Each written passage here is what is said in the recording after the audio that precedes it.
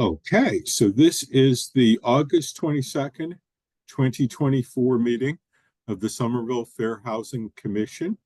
Um, and I'm doing the formal stuff first.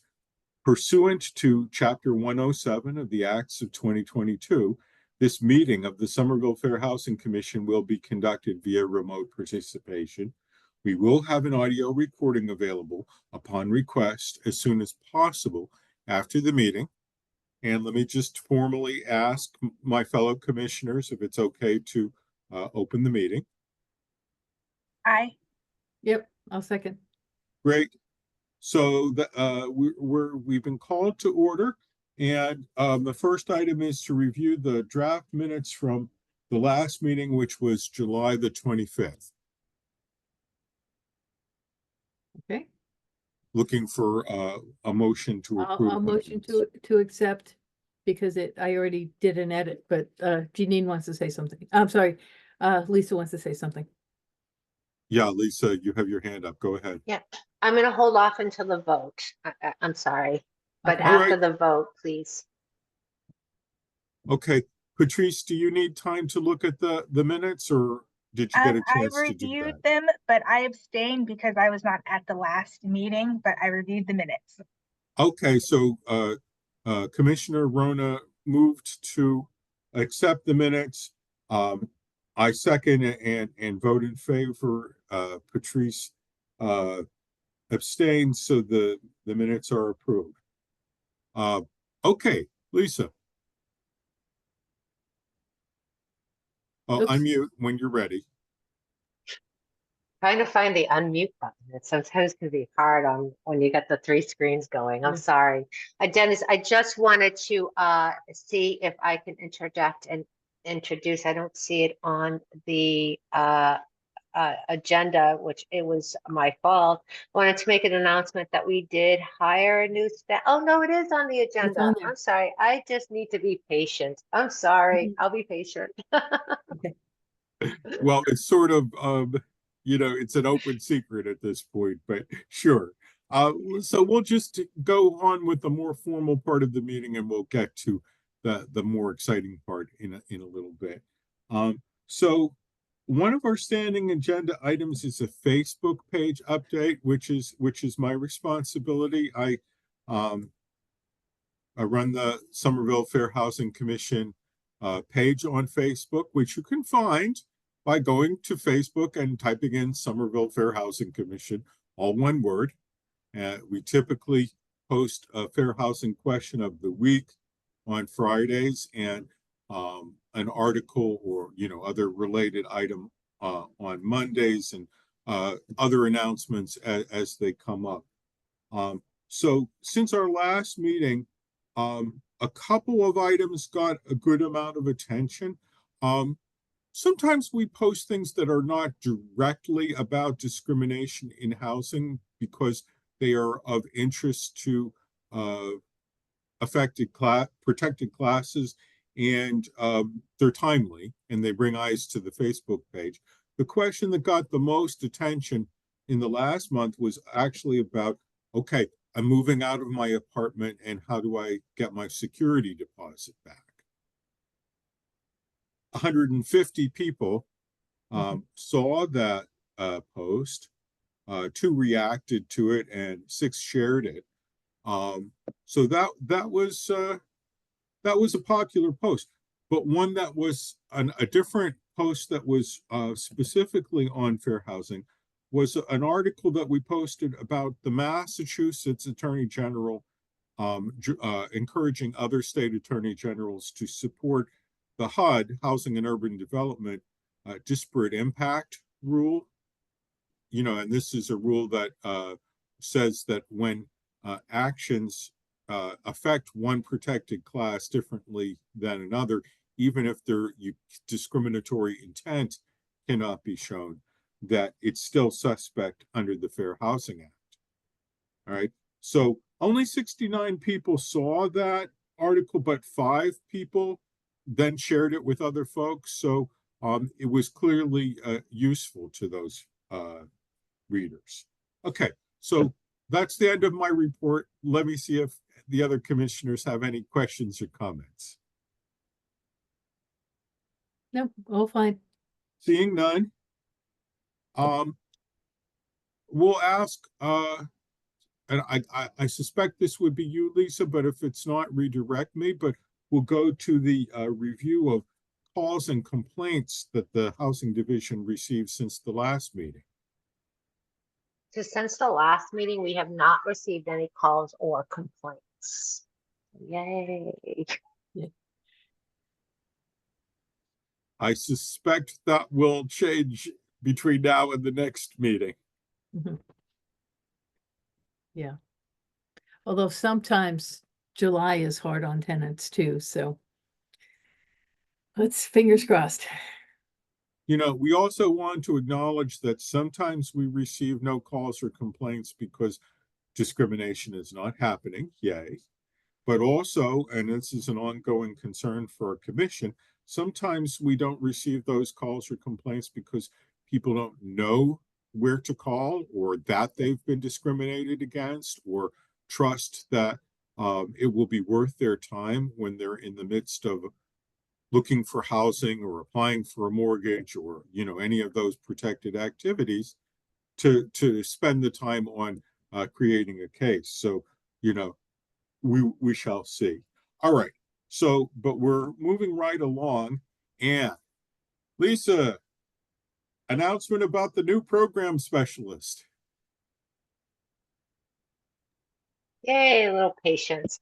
So we've hired a new program specialist, and Shannon, who was who was in the Housing Division as the income intake specialist, I think it was called, I don't know, has applied and accepted the position. So her first week was, as of August, was this week. So she filled in for us while we were in the transition, and now she's embracing the new position. So congrats, Shannon. Okay. There's no hug icon since you're embracing the Thank position. you. Yes, and thank you for putting together the minutes from the last meeting, and thank you for supporting the Fair Housing Commission when we tabled at Artbeat, as Lisa did also. And we're really glad that you're doing this. And maybe, Shannon, if it wouldn't be putting you on the spot too much, could you tell us a little bit about your interest in fair housing and what you're bringing to the position? Yeah, so I've been working for the city for a year now. Lisa's heard all this in my interviews, Yeah. but I've been working for the city for a year now, and have been looking for a way to grow, which I think I didn't know exactly how I wanted to grow or what I wanted to do when I started for the city, other than housing is important to me. And I have a history, I worked in market rate housing before, in another state where it's legal to discriminate against people who have Section 8 vouchers. So that Mhm. kind of shaped why I'm interested in fair housing specifically, because it was a really, really unpleasant job that I had to do there, that kind of pushed me in this direction. So that's the short of it. But Well, thank you so very much. And as you saw when you were putting together the minutes from the last meeting, this position, you know, it's been several years that it's been configured the way it is right now. Before, it was really kind of a small slice of a position. And we give credit to Director Michael Filoni for responding to the demand and you know, creating a position that would be more focused on fair housing. And, you know, we've had people who brought a variety of different strengths to it, and we're, you know, looking forward to seeing what we'll be able to do with your help. Lisa, back to you. Yeah, thank you. I actually just wanted to ask the commissioners if they hear of any fair housing trainings that are upcoming. We want to be able, I would like to have Shannon register for as many trainings as she can, There is an upcoming training on reasonable accommodations in September that we're trying to get her registered and there's a couple of trainings on the HUD exchange. And there's another training that it doesn't come until April because it's April Fair Housing Month. But if you know of any in the meantime, we would great if you could send them along to me, and we can see if it's in the budget. We just want to give Shannon as many resources as we can to ensure that she's able to continue the work. Yeah, the realtors have a training program. And I think it's open to people who aren't members. So I'll take a look on their website and see what's there. Thank you, Rona. I did see that when I was searching for some, but I think it was Yeah. in connection with getting continuing education classes and or the real estate license. So that would be helpful. Thank you. Yeah, it's a continuing ed credit, but there's sort of members and non-member tiers for paying for it. So I don't know if you have to be a licensee or not. So I can check that out. Thank you. So, I just want to take a moment to also mention that one of our ongoing commissioners, Janine Lottie, I was told before the meeting, is on vacation this month, and that our new commissioner, Kay Mamo, is unfortunately not officially sworn in yet. And I was told that she had hoped to attend, but was not feeling well today. So, we can perhaps reach out to her one-on-one and, have conversations and bring her into the loop. But I know, and Lisa, I know you were involved in the interview process with Kay. As I remember, one of her big interests is in expanding the kind of outreach that we do through social media and other online channels. Am I right in recalling that? You are, Dennis. She was really excited about being able to do the education and helping and getting the word out about sharing what people's rights are under the Fair Housing Act. So we're eager for Kay to be able to join us. So that will be great because, as previously mentioned, we do have the Facebook page. Not everybody is on Facebook. And when you post, not everybody who is on Facebook sees it. We do have the Fair Housing Commission page on the website, and any member of the public who wants to know more about what we do can go to somervillema.gov and look for the Fair Housing page there. But if people if they're not actively looking, we want to find more ways of bringing it to them. Okay. So back to you, Lisa. I think our next item is the annual report for FY24, and maybe you could just kind of give a little background about that and then tell us where we are with it. Yeah. So the annual report for FY24, Hanalei was very kind enough to at least start the outline before she left. And full transparency, I have not had the luxury of time to sort of go through and looking at it. We had put it on the back burner until we were able to hire Hanalei's position. So now that we've got Shannon and I are going to be working together to start that the annual report, looking at past reports. My understanding is there's been a little bit of transition over the last few years. So doing the reports is sort of we got to get ourselves familiar with it again, and be able to start writing that. So we hope to start that report, and I would rather under promise and over deliver. So I would like to say that we're going to shoot for January to have the report completed.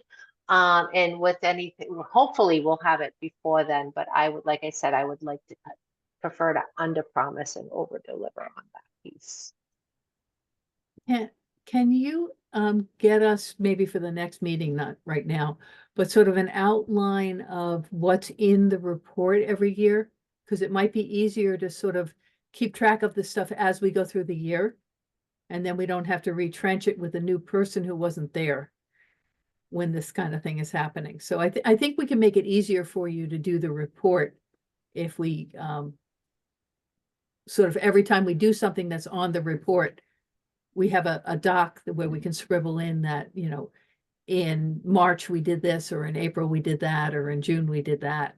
And then we can just start plugging them in a little easier. Yes, that sounds like a fantastic idea. And based on my understanding, we do track what we do for the on April is Fair Housing Month, on any and all tabling that we do, as well as the calls that come in. Other than that, I have to go back, but I think that's a great idea. Thank you, Lorna. Because that way it writes itself more. It won't totally write itself, but it writes itself more. And Lisa, could you just review for people, you know, why we do this report and who receives it? And you'll have to unmute. And you have to unmute. I was just saying that is a great question. Unfortunately, I can't answer that confidently. I want to meet. Mike is on vacation this week, so I do have that on my agenda to meet. I do know that we do share it with the city council. I do believe that it is part of our ordinance that we have that we are reporting on it, but unfortunately, I can't answer that confidently. I'm sorry. Okay. I know at one time, we did, I think not annually, but you know, every so often, an assessment of impediments to fair housing, and had to submit that to the federal government. And this may be the successor to that, but I'm not entirely sure of it either, which is why I asked. Yeah, thank you. I will look and I will have that answer for you for at our next meeting. Thanks. Patrice, did you have any questions or comments? Nope, I did not. Okay. So here we go to, I think, the most exciting part of the agenda. And I'll just preface it by saying, we don't really do our own enforcement of fair housing complaints in Somerville. And, you know, we spent a good bit of time over the last couple of years making sure that as far as we were able to, that the Mass Commission Against Discrimination, MCAD, which does do enforcement, you know, has the resources that it needed. And as we said in previous meetings, it's really substantially caught up on the backlog, especially concerning Somerville and fair housing. There may be other issues where they're a little farther behind. But what came out of that discussion, you know, there's still some interest at the city council level in eventually creating more enforcement capacity at the local level, but that would take a home rule petition. And Somerville has already besieged the legislature with home rule petitions, all of which take a long time to accomplish.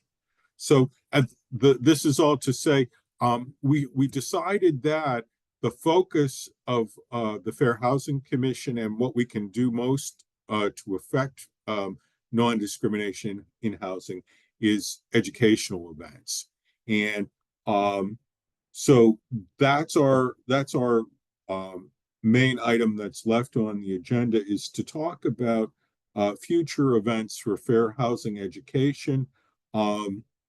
We annually do April. It's the National Fair Housing Month. And we have already mentioned the tabling that we did at Artbeat. So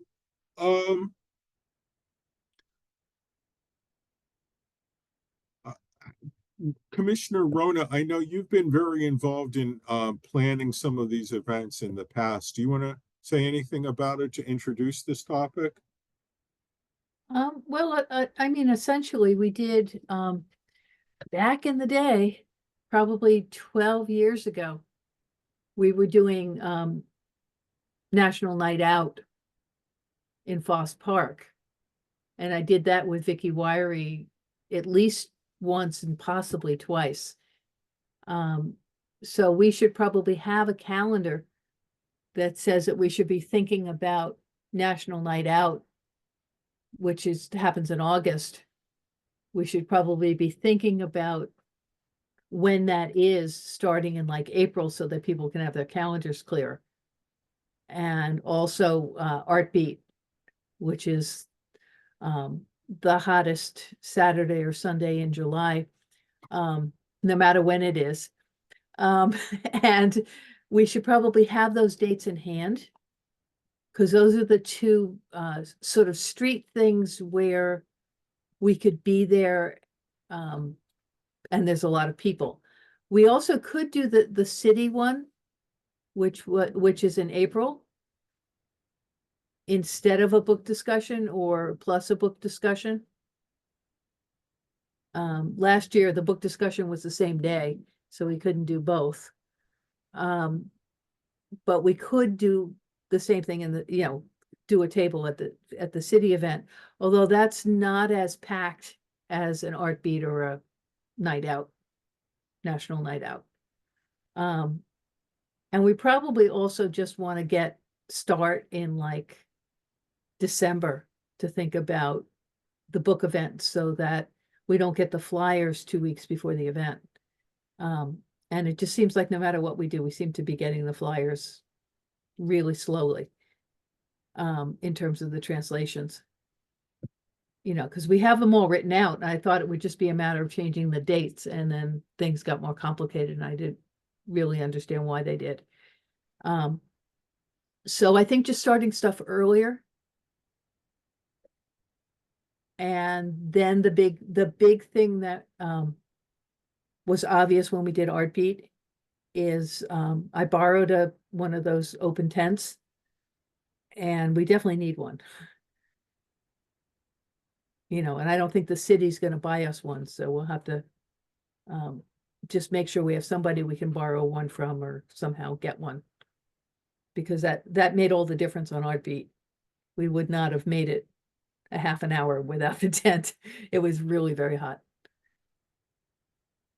So those are sort of the pieces that I've got, because putting together what we're handing out, if it needs to be translated, we need it ready by December.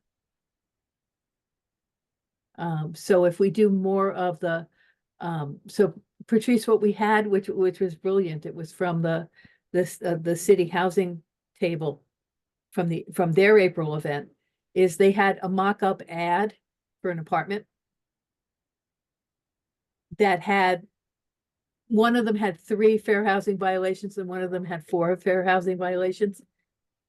And it was in a plastic sheet of paper, so the paper was in plastic, and people were handed a highlighter, and they were supposed to highlight what was wrong. And it was quite illuminating. And there was a trick question there, because there was a question about separating meters out, about whether the landlord could, whether the landlord could charge you for heat if there's not a meter, or water or something, if there wasn't a separate meter, which people thought was what was wrong, when there was something else that was wrong. But we had 2 of them, and we probably could use more than 2. So, and having a couple of those in separate languages, because we had all the rights things in many languages. What do we have, like 6, Lisa? I think we have 6 different languages now, which is really great. But we didn't have these little testy things in separate languages. So having that, if we get that done by December, so we should be sort of figuring these things out early, so that we have them for next year. But I would guess that Art Beat and Night Out and April are the obvious things that we should be doing. I don't know if we should be doing any of the other festivals. They're not quite as open to people thinking. So it's like, like the Fire and Ice is all about food.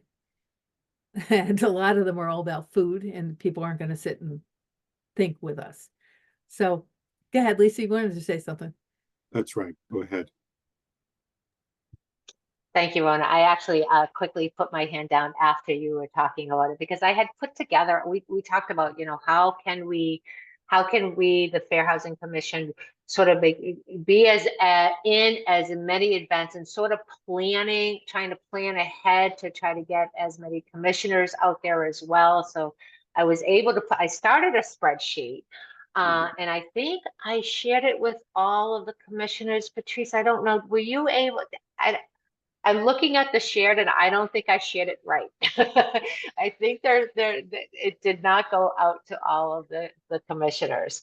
So I will try to reshare it again, but it exactly listed that. It lists Art Beats, it lists National Nights Out, it lists by month, the Summer Streets, Gilman's Arts Festival, the Fluff Festival, the Monster Mash, April Fair Housing Month, and Civic Day. And I didn't know if there's anything else in there, but I was just trying to figure, and from our discussion last time, just trying to put together something to try to do the best we can to plan events, so we're not like at the last minute. I feel like Art Beat was a little rushed. But anyways, I will reshare it, or try to share it for those who didn't get it. So if I may, I'd like to encourage my fellow commissioners to take a look at that and really brainstorm and think about any public event that's happening in Somerville. I'm thinking like Christmas craft fairs and anything, because we can always rule things out, but it's harder to like rule them in if we're not aware of them ahead of time. So please feel free to put stuff on there that might be a little wild, just so that we pay attention to it. Patrice, over to you, and you'll want to unmute. Thank you. All right, so I first wanted to comment on Rona's explaining of what the mock-up in activity was at Art Beat. I think that is a great idea, because people don't know what they don't know. And also in regards to events and the and what was shared, I'll try and find it and take a look, because sometimes I'm not the best at looking for things in my email. So I will see if it was sent, and I'll see what I can contribute. Also, I was thinking about partnerships, about like building relationships with other organizations too. So word could be spread about in other ways, not just at events, but with building relationships with other organizations for social justice. And that's it. Just wanted to chime in. And I want to say another advantage of planning some of these things in advance is that more commissioners may be able to clear the date on their calendar to participate.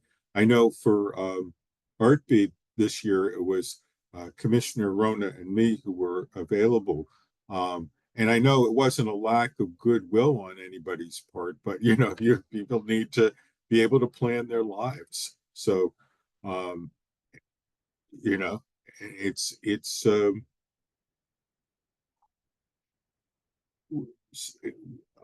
I want to say also, just for the historical memory, that what we used to do for April Fair Housing Month was a poster contest in the schools.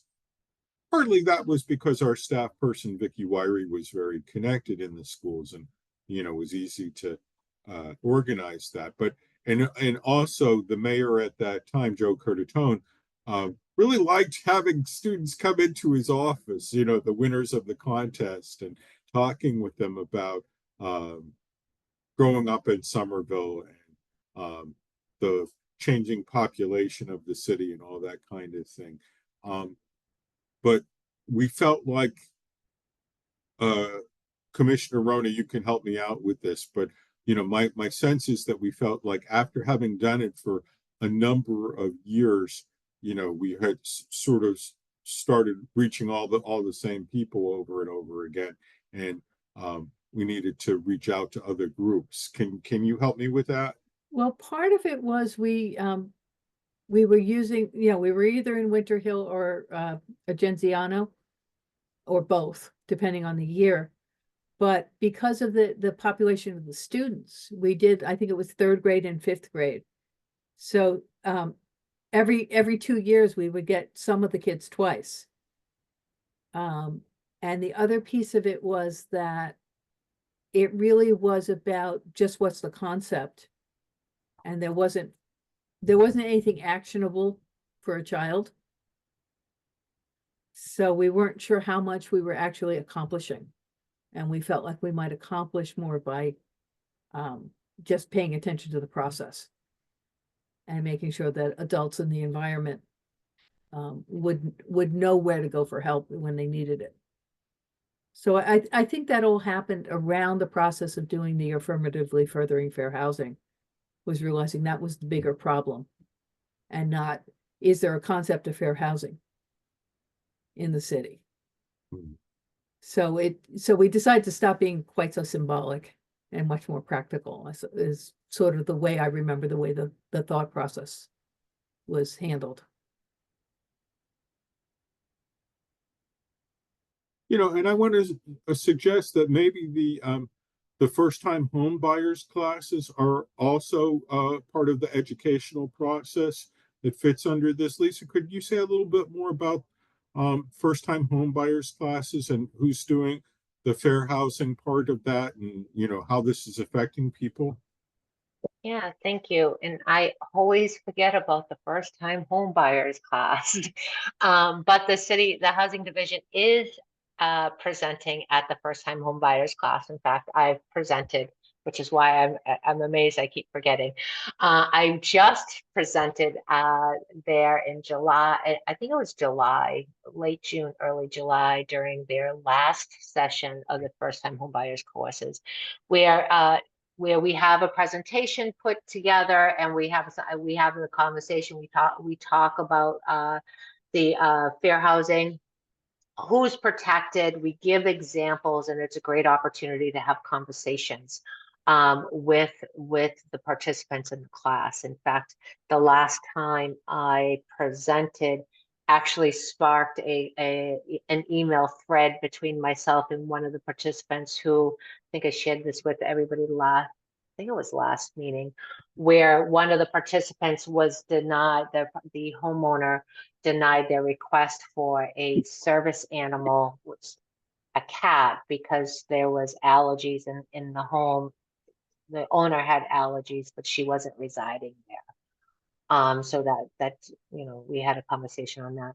We also do a Spanish session where all of our materials are translated into Spanish. Somerville, we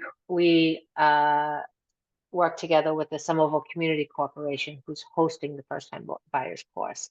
So they put on a Spanish course as well. They're looking to do a Haitian Creole classes as well. When and if that does that, we will translate our slides into Haitian Creole. And it's usually about an hour and a half or 2-hour session where we're going through the slides. Happens quarterly, I think quarterly. I think the Spanish one is quarterly, and the September, October, and the English appears to be monthly. And this is part of a first-time home buyers class that Somerville Community Corporation puts on, right? And they invite us to make this presentation. Correct. You know, it's been done by commissioners as well as staff in the past. And so I know when I was doing that, I found there were people who had experienced discrimination in their lives as renters up to that point. And there were people who were, you know, very like surprised to hear where they could go to report this. And I always encourage them, and I'm sure other people have done this too, to say, look, you know, even if this doesn't,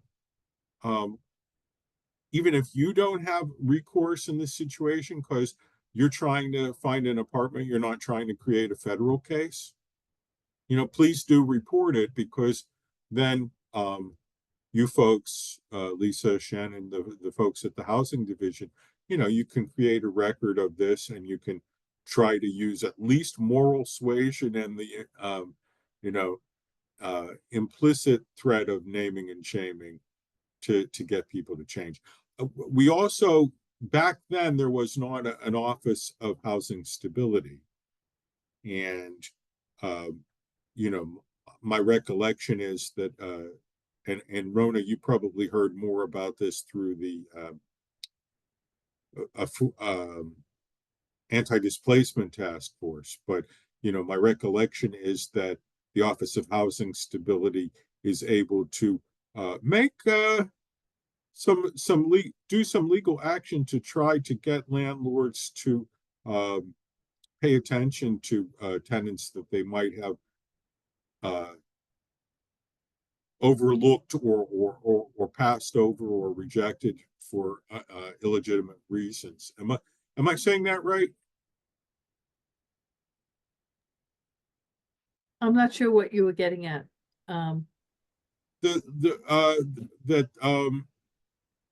Ellen Schachter and her staff over at Office of Housing Stability, I think they are talking about intervening with landlords to say, don't rent that place out until you've treated this person properly. Yeah, that's more anti-displacement task force freed up some time to create some resources where De Novo and Suffolk are working on being able to do some of that. So that's still in the planning. It doesn't exist yet, but it's something that's being worked on now. And there's some, depending on the resources at De Novo and at Suffolk, we're hoping to be able to tap them to do that when it's necessary. But that's not directly through OHS. Okay, thanks for the clarification. And by Suffolk, we mean Suffolk University Law School. And De Novo is a contractor to the city of Somerville that's doing some legal work in housing and racial justice. And I don't quite know what the relationship is, but it's some kind of contract with the city. Anybody have any more information to add or questions or things to bring up about what we've just been discussing, and you know, the place where education meets enforcement, that kind of stuff? Yes, Patrice, please. So I was thinking in regards to education and enforcement, was reminded about something we talked about, I want to say a couple months ago, about the question that may be coming up sooner rather than later about landlords' responsibility to remove snow. That could be like kind of a tie-in question to like help educate people. And it's getting around that time of year again.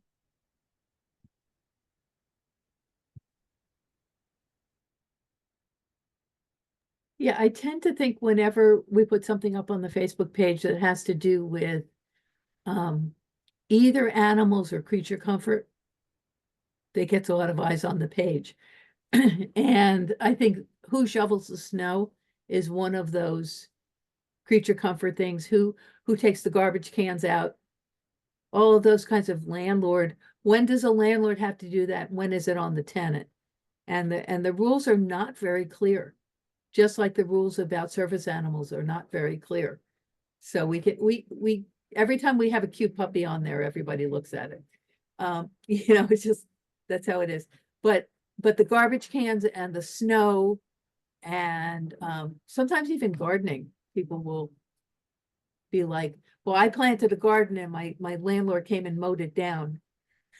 You know, I hear that kind of thing in my line of work. So, you know, it's something that can get people to the page, which is always helpful.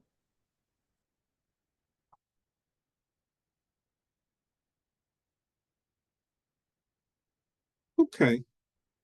So, I think, we've kind of flagged some things for future agendas, the continuing progress on the annual report, and talking, especially when Commissioner Kay Memo joins us, about other means of online education and outreach. And then this item that we were talking about a minute ago about flagging events that we might want to table at or have a presence at. And then, in addition to that, of course, planning for April Fair Housing Month and other activities. So those should all be continuing on the agenda. All right, so we'll go to announcements. Anybody have anything special happening now or between now and the next meeting?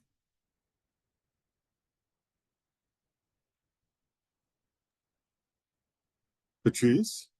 I have a birthday coming up in September, What Woo-hoo, day? what day? the 7th. Okay. Happy birthday Birthday to you. you. Happy birthday to you. Happy birthday, Patrice. Happy birthday to you. Thank you. In And I hope for many more. advance.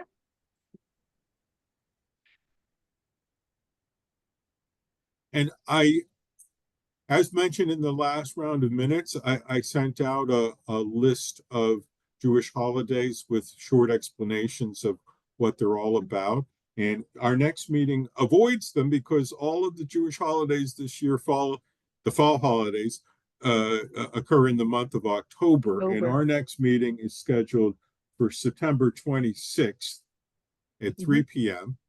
And when we have other commissioners participating, we can talk about whether that continues to be the best time. Sometimes we've liked to do evening meetings to make it possible for other members of the public who may be working at this time to attend, but that's open for discussion. So September 26th at 3 p.m. Any other thoughts, questions, comments? Nope. Do I hear a motion to adjourn? Okay, Patrice so moves. Rona I'll second. second. I make it unanimous. We'll say Okay. the meeting is adjourned at 3:48 p.m. And we'll be in touch, as needed, but we'll see each other on September 26th. Yep. Congratulations, Shannon. We'll see you next month. Yes. Thank you. See you next month. Okay. Bye-bye. All right, bye-bye.